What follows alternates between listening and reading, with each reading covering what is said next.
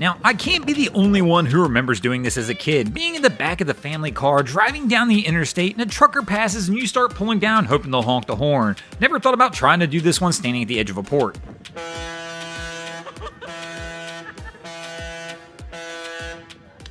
Now, in honor of Boating Safety Awareness Week coming to a close, I decided we might as well continue that trend and we'll give some boating safety tips and talk about some things you shouldn't probably do out there on the water, and of course, give some examples of some of those things. Welcome back, guys, to this week's episode of Boneheaded Boaters of the Week. And yes, before we get too far into this, we will be giving away a Drain Plug Mafia tumbler in this video. For those who are in the know, go ahead and hit the like button now, but we'll talk about it a little bit closer to the end of the video. Today, we're going to try and discuss some of the things you shouldn't do out there on the water and give you some tips on how to avoid them, such as this right here.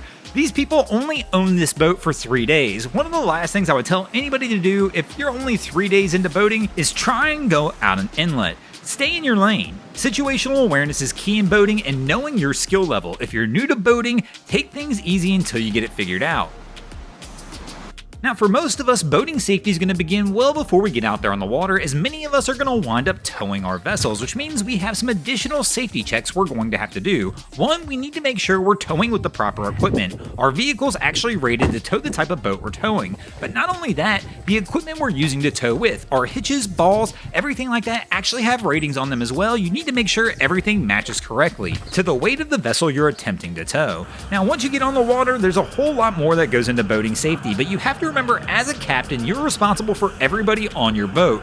So one of the big keys to this is not doing stupid things. I know, it sounds simple, but for whatever reason, it doesn't appear to be as easy as we make it sound. A lot of the decisions we see made out on the water that make us scratch our heads are obviously captain error, choices made by a captain that puts their crew or other people or things into dangerous situations.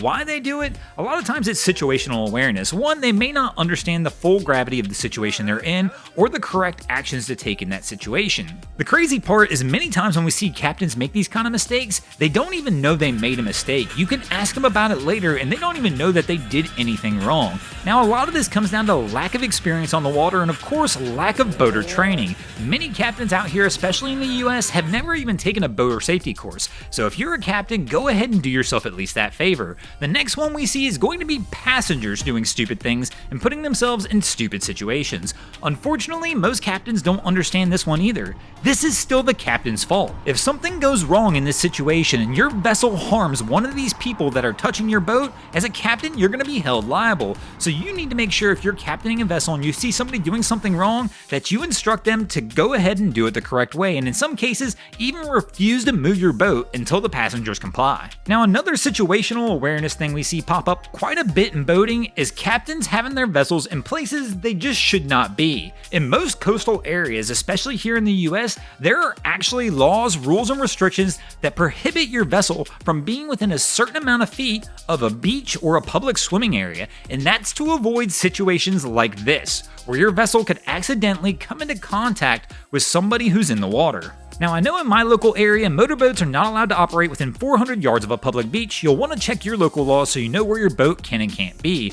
The next boating safety tip we will give will be checking the weather. Once again, sounds pretty simple, but you'll be shocked at the amount of people I see who will go out on a poor weather day just because they decided 3 weeks ago Saturday was their day. They were getting out there, they were going fishing no matter what. So before you do anything on your boat, double check the weather, understand your boat's capabilities and your capabilities, and really pay attention to everything going on before you actually make a forced decision to go. And the next one we're going to talk about, well, that's going ahead and getting a towing membership.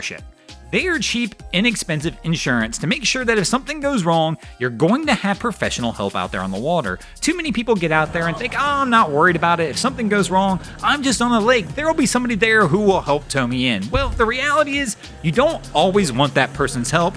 Leave it to the pros. It's just cheap insurance to make sure everything goes well, and if it doesn't go well, you've got somebody to call to help you out. Thanks for watching the video, guys. Now, as we mentioned earlier, we are going to give away a Drain Plug Mafia tumbler like we're doing every week on the channel this year, but I wanted to save it to the end for the outro crew this time, and you got your shot right now to win one just like Rob Palomino won one last week. Real simple, guys. Same rules as always. Make sure you hit the like button at some point during the video, make sure you're subscribed to the channel, and leave a comment below. But somewhere in your comment, put BG. It can be in the beginning or at the end, just so I know you're one of the outro crew members and you're going to be one of the people who's going to get a shot at winning the tumbler this week. Thanks for watching again. Hope you enjoyed this week's episode of Boneheaded Boaters of the Week. If you ever see anything crazy happening on your waterways, be sure to hit us up on Facebook or Instagram and let us know, and you might see your stories over here. Just like Trey Cost Boats, Chase Collier 24, Melissa's Away, The Real Neil, Skim Marv, Key Ranoff, Scott Butler, Wavy Boats, Newport Boat Adventures,